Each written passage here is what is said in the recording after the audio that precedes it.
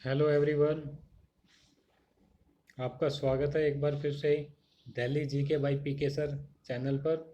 तो आज हम देखेंगे दिल्ली के मध्यकालीन प्रमुख वंश, यानी कि दिल्ली का हम इतिहास देख रहे हैं, दिल्ली की हिस्ट्री पढ़ रहे हैं। एंशियंट हिस्ट्री, दिल्ली में क्या था, किस नाम से जानी जाती थी, वो सब पढ़ लिया था।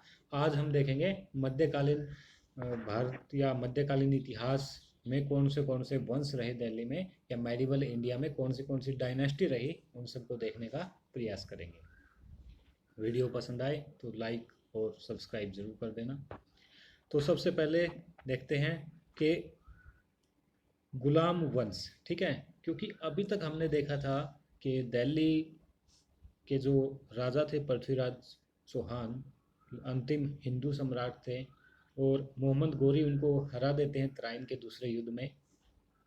उसके बाद मोहम्मद गोरी राज करता है 1206 तक, और 1206 में मोहम्मद गोरी का एक गुलाम होता है। मोहम्मद गोरी का गुलाम कुतुबुद्दीन ऐबक, वो क्या करता है, अपने वंश की स्थापना करता है, और उस वंश को फिर गुलाम वंश कहा गया। पहले एक बार देख लेते हैं कि कौन से वंश रहे, ओवरव्यू, फिर हम डिटेल से पढ़ेंगे। तो सबसे पहले गुलाम वंश आता है 1206 से 1290। फिर खिलजी वंश आता है 1290 से 1320। तुगलक वंश आता है 1320 से 1414। फिर सैयद वंश आता है 1414 से 1451।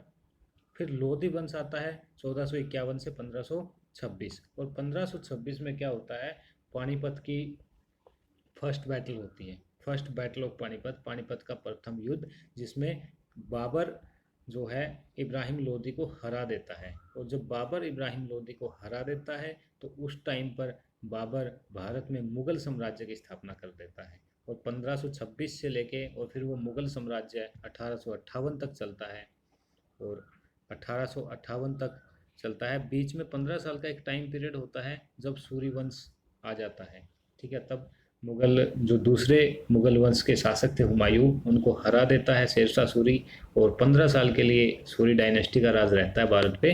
फिर से दोबारा मुगल वंश का शासन हो जाता है। ये भारत पे भी और दिल्ली पे भी हम मान सकते हैं। हम दिल्ली पढ़ रहे हैं, लेकिन अगर इंडिया की बात करें तो इंडिया पे भी मेडिवल का यही, जो मेडिवल के रूलर्स हैं उनका यही क्रम है, ठीक है। क्योंकि जिसका दिल्ली पर राज होता था, मोर और लेस वो कंप्लीट भारत पर राज करता था, ठीक है। अब हम एक एक करके देखेंगे कि गुलाम वंश के कौन से राजा रहे, कौन से शासक रहे, ठीक है। उससे पहले ये याद कैसे रखोगे आप, ठीक है। इसको याद रखने के लिए या तो आप ट्रिक से याद रख सकते हो, ठीक है, या बिना ट्रिक याद रख सकते हो, ठीक है। अगर आप ट्रिक से याद रखना चाहो तो मैं आपको एक छोटी सी ट्रिक बताता हूँ। अगर हिंदी में आप ट्रिक से याद रखना चाहो तो हिंदी की एक ट्रिक है,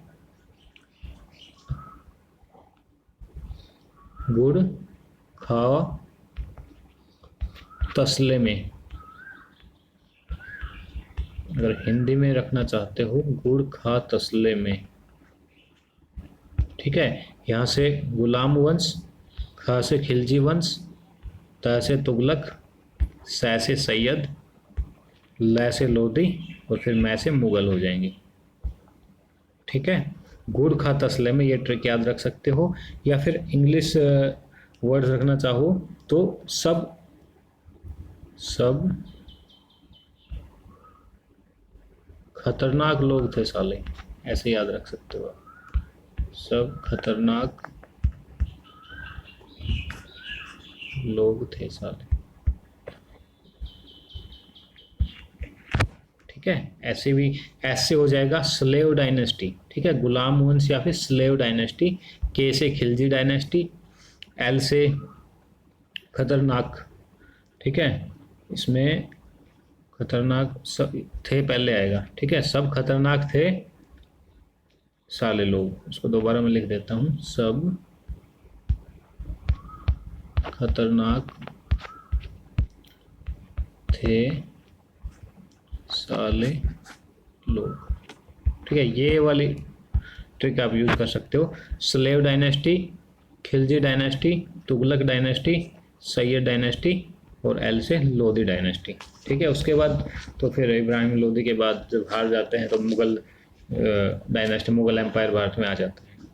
ठीक है, तो ये आप याद रख सकते हो, गुलाम वंश, खिलजी वंश, तुगलक वंश, सैयद वंश, लोधी वंश। ठीक है, इसको इतने पोर्शन को हम बोलते हैं दिल्ली सल्तनत।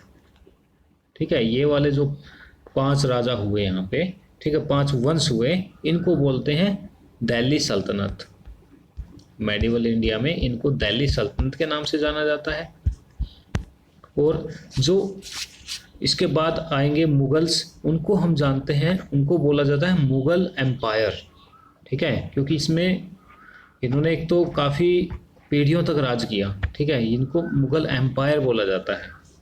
ठीक है, अगर आप देखोगे यहाँ पर इन्होंने लगभग हर एक डायनेस्टी में थोड़ा थोड़ा टाइम पीरियड के लिए शासन किया है, लेकिन यहाँ पे अगर आप देखोगे 1526 से 1858, लगभग 300 प्लस साल तक इन्होंने राज किया, तो इसलिए इसको डायनेस्टी मतलब मुगल एम्पायर बोला गया है। ठीक है, अब एक एक करके हम देखते हैं। सबसे पहले आते हैं गुलाम वंश पे। दिल्ली भारतवर्ष का रोम। हाँ, एक चीज ये भी है कि दिल्ली को भारत का रोम कहकर पुकारा जाता था, क्योंकि रोम में क्या है, 7 पहाड़ियां हैं। ठीक है, उन्हीं 7 पहाड़ियों के वजह से रोम फेमस है। और दिल्ली में 7 उजड़ी बस्ती हैं, उनकी कंपैरिजन किया गया है, इसलिए दिल्ली को भारत का रोम भी कहा जाता है कहीं कभी कभी। ठीक है, तो हम शुरू कर रहे थे दिल्ली का जो मध्यकालीन इतिहास है। तो सबसे पहले हम गुलाम वंश से स्टार्ट करने वाले थे। तो मोहम्मद गोरी जब हरा देते हैं अंतिम चौहान शासक पृथ्वीराज चौहान 3 को, ठीक है, और दिल्ली पर अपना शासन स्थापित कर लेते हैं। ठीक है, पृथ्वीराज चौहान को किस युद्ध में हराया था? तो इसने पृथ्वीराज चौहान को तराइन के दूसरे युद्ध में हराया था। ठीक है, और फिर दिल्ली पर शासन करने के लिए किसको छोड़ा? उसने अपने गुलाम कुतुबुद्दीन ऐबक को छोड़ दिया कि तुम अब दिल्ली पर राज करो। ठीक है, मैंने दिल्ली जीत ली है, दिल्ली के राजा को बंदी बना लिया है। ठीक है, तो अब यहाँ पे कुतुबुद्दीन ऐबक को छोड़ के चला गया।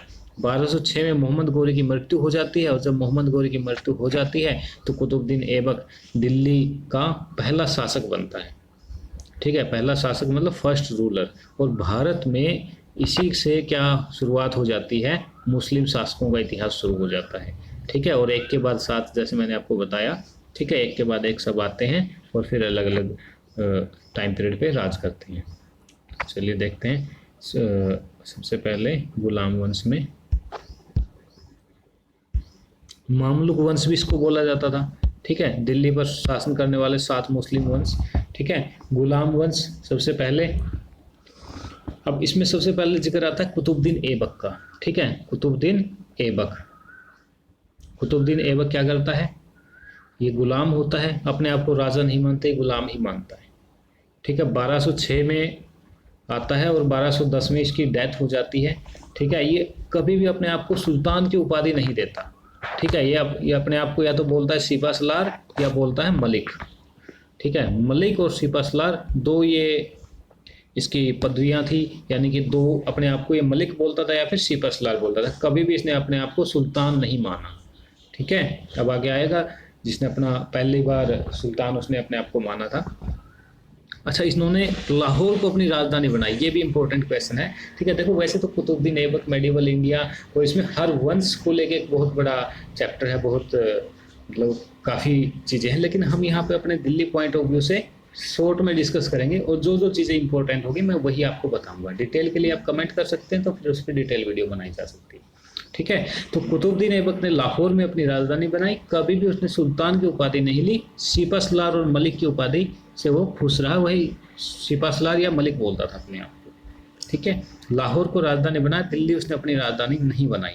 ठीक है, उसके बाद कुतुबुद्दीन को क्या क्या कहा जाता है? ठीक है, कुतुबुद्दीन का बोला जाता है लाख बख्श, क्योंकि ये माना जाता था कि जो कुतुबुद्दीन था वो उदार था। मतलब उदार मतलब असीम उदार, यानी कि अगर वो खुश हो जाता था तो लाखों अशरफियाँ भेंट कर देता था। ठीक है, तो उसको लाख बख्श की उपाधि दे दी गई।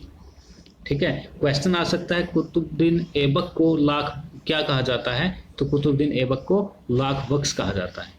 ठीक है, और इसने क्या किया, दिल्ली में कुतुब मीनार की स्टार्ट। अब इसने क्या क्या इम्पोर्टेंट जो कंस्ट्रक्शंस की, ठीक है, उसमें आता है सबसे पहला आता है कुतुब मीनार। कुतुब मीनार की इसने स्टार्टिंग करी, पूरा नहीं करवा पाया, ठीक है, लेकिन शुरुआत की। शुरुआत कहाँ पे की, जहाँ पे अभी दिल्ली में कुतुब मीनार है, ठीक है। और किसके नाम पे की कुतुब मीनार की नींव, किसके नाम पे डाली, ठीक है। तो एक सूफी संत होते थे इसके राज्य में, उसका नाम था ख्वाजा कुतुबुद्दीन बख्तियार काकी, ठीक है। तो वो बख्तियार काकी के नाम से इन्होंने, जो कुतुबुद्दीन बख्तियार काकी, ठीक है, इसी के नाम पे कुतुब मीनार की नींव रखी दिल्ली में, ठीक है। इसके अलावा क्या करवाया इन्होंने, दिल्ली में फर्स्ट मस्जिद बनवाई, मस्जिद का नाम था कुव्वत उल इस्लाम मस्जिद, ठीक है, कुव्वत उल इस्लाम मस्जिद। और ये भारत की फर्स्ट मस्जिद मानी जाती है, ठीक है। तो इतना क्लियर। 1210 में लाहौर में चौगान पोलो खेलते समय घोड़े से गिर जाने के कारण कुतुबुद्दीन ऐबक की मृत्यु हो गई, ठीक है। ऐसा किताबों में लिखा है, ऐसा माना गया है, ठीक है, कि ये घोड़े से पोलो खेल रहा था, चौगान खेल रहा था 1210 में, और खेलते खेलते ये वहाँ से गिर जाता है और इनकी मृत्यु हो जाती है, खेल खत्म हो जाता है। उसके बाद नेक्स्ट रूलर आते हैं, इसके बाद आराम शाह, ठीक है, जो ज़्यादा इम्पोर्टेंट नहीं थे, ठीक है। आप पढ़ना चाहो तो इनको पढ़ लेते हैं। कुतुबुद्दीन ऐबक की मृत्यु के बाद तुर्क सरदारों द्वारा आराम शाह को शासक बनाया गया। एक वर्ष में आराम शाह के विरोधियों ने षड्यंत्र के द्वारा उसे हटाकर बदायूं के प्रशासक इल्तुतमिश यानी कि अल्तमश को गद्दी पर बैठा दिया। अब यहाँ पे इम्पोर्टेंट आता है इल्तुतमिश, ठीक है। आराम शाह कुछ ज़्यादा खास नहीं था। कुतुबुद्दीन ऐबक याद रखना है क्योंकि ये फर्स्ट था, पहला गुलाम था, ठीक है। उस टाइम पे गुलामों को रखने की प्रथा होती थी, जिसके पास जितने गुलाम हुए उतना बड़ा राजा कहलाता था, ठीक है। आराम शाह ने कुछ खास नहीं किया। तो फिर इम्पोर्टेंट आता है इल्तुतमिश, ठीक है। इल्तुतमिश या अल्तमश, ये राजा बनने से पहले ये बदायूं का प्रशासक था, ठीक है। इसके बारे में जानते हैं। इल्तुतमिश ये 1210 से 1236 तक राजा का मतलब शासन करता है। ये बहुत इम्पोर्टेंट था, गुलाम वंश का राजा, ठीक है, इल्तुतमिश, ठीक है। इसने क्या क्या किया, इल्तुतमिश ने, इसको वास्तविक संस्थापक माना गया है। वास्तविक संस्थापक क्यों माना गया है, क्योंकि जो इससे पहले कुतुबुद्दीन ऐबक था उसने अपने आप को राजा माना नहीं, ठीक है। वो अपनी सिपह सलार या फिर मलिक की पदवी से खुश रहता था, उसने अपने आप को कभी राजा माना ही नहीं। लेकिन इसने क्या किया, इसने पहली बार अपने आप को राजा मतलब अपने आप को घोषित किया। और उस टाइम पर यह भी होता था कि बगदाद के खलीफा होते थे, वहाँ से एक अधिकार पत्र लेना होता था अगर आप कहीं पर राज करते हो तो 1229 में इसने वहाँ से अब्बासी खलीफा से मान्यता अधिकार पत्र भी प्राप्त हुआ और यह दिल्ली का फर्स्ट वैध यानी फर्स्ट लीगल रूलर बना, ठीक है। और इसने अपनी राजधानी दिल्ली बनाई, ठीक है। कुतुबुद्दीन ऐबक की राजधानी क्या थी, लाहौर, ठीक है। उसने लाहौर से ही अपनी राजधानी बनाई, वहीं से दिल्ली का थोड़ा बहुत कामकाज देखा, यहाँ कुतुब मीनार वगैरह की नींव डलवा दी, मस्जिद वगैरह बनवा दी। लेकिन जो वास्तविक शासक था वो था इल्तुतमिश, ठीक है। आगरा से दिल्ली इसने अपनी राजधानी शिफ्ट की। और क्या किया इसने, ठीक है, कुतुब मीनार का काम जो छोड़ के गया था वो पूरा करवाया इल्तुतमिश ने। उसने 40 गुलाम वफादारों या अमीरों का एक नया विश्वसनीय दल गठित किया जिसको चालीसा या फिर तुर्कान ए चहलगानी, ठीक है। अब इसने क्या किया, 40 ऐसे जो वफादार अमीर या सरदार लोग थे उनका एक गठन किया, ठीक है, यानी कि उनको एक ग्रुप बना दिया, ठीक है, ग्रुप ऑफ 40, ठीक है। उसको बोला गया चालीसा या फिर तुर्कान ए चहलगानी, ठीक है। अब ये क्या करते थे, एक तरह से 40 मिनिस्टर उसने बना लिए, ठीक है, जो भी सलाह मशवरा होती थी वो इनसे लेता था, ठीक है। और क्या क्या इसने सुधार किए, इसने तांबे के और चांदी के सिक्के चलाए। तांबे के सिक्कों को नाम दिया जीतल और चांदी के सिक्कों का नाम दिया टका, ठीक है। तांबे और चांदी के सिक्के किसने चलाए, तो इल्तुतमिश ने चलाए। तांबे के का नाम दिया जीतल और चांदी का नाम दिया टका, ये भी इम्पोर्टेंट है, ठीक है। इसके अलावा कुतुब मीनार का काम इन्होंने पूरा करवाया। इनकी बेटी थी रजिया सुल्तान, ठीक है, इनका पुत्र भी था, ठीक है, लेकिन वो इतना लायक नहीं था, ठीक है। लेकिन इनकी पुत्री थी रजिया सुल्तान, इनकी बेटी, वो काफ़ी अच्छी शासन व्यवस्था के लिए काफ़ी लायक थी और वो आगे चल के रानी भी बनती है, ठीक है। अब देखिए, इल्तुतमिश ने रजिया को अपना उत्तराधिकारी नियुक्त किया। ठीक है, यह इसने देख लिया था जो इसका पुत्र है रुकनुद्दीन फिरोज, ठीक है, वो ज़्यादा लायक नहीं है, इसलिए वो अपनी पुत्री को उत्तराधिकारी नियुक्त करने के लिए बोलता है। लेकिन रजिया से पहले उसका पुत्र रुकनुद्दीन फिरोज दिल्ली की गद्दी पर बैठता है, वो भी ज़्यादा कुछ नहीं कर पाता है। फिर अल्टीमेटली रजिया आ जाती है 1236 से 1240 में।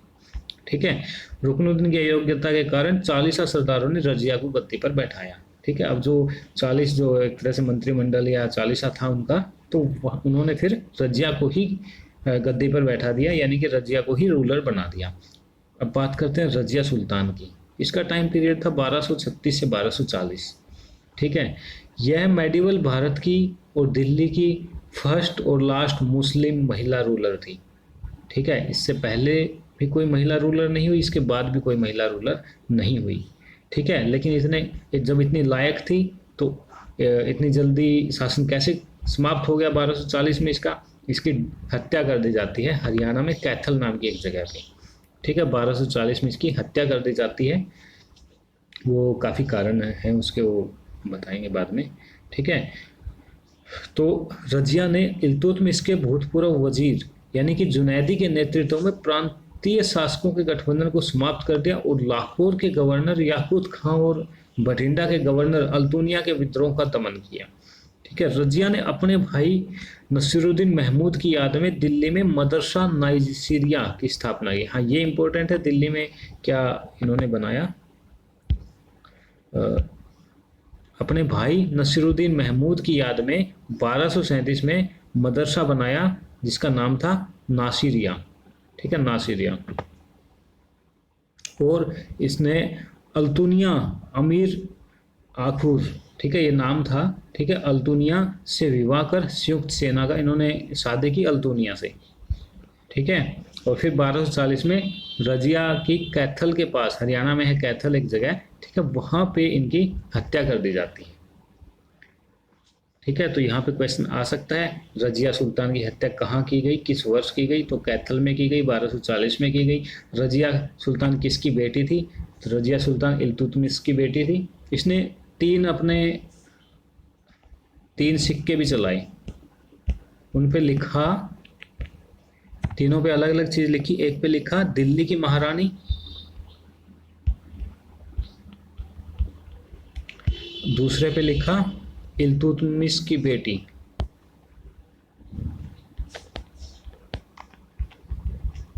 ठीक है, और तीसरे पे लिखा न्याय की रानी। ठीक है, दिल्ली की महारानी, इल्तुतमिश की बेटी। ठीक है, तो ये सब उन्होंने अपने सिक्कों पे लिखा। और देख लेते हैं इसके बारे में। तो इसके बारे में इतना ही है।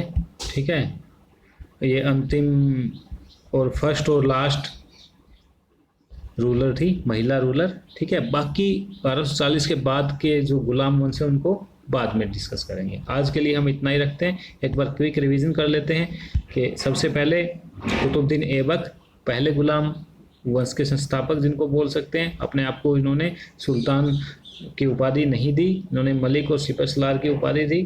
दूसरे आए जो इम्पोर्टेंट थे इल्तुतमिश, इन्होंने अपने आप को वास्तविक संस्थापक माना जाता है इनको, और अपने आप को इन्होंने सुल्तान बोला। ठीक है, राजधानी इन्होंने दिल्ली बनाई और चालीसा का गठन किया। बाद में इसकी बेटी होती है, उनका नाम है रजिया सुल्ताना या रजिया सुल्तान।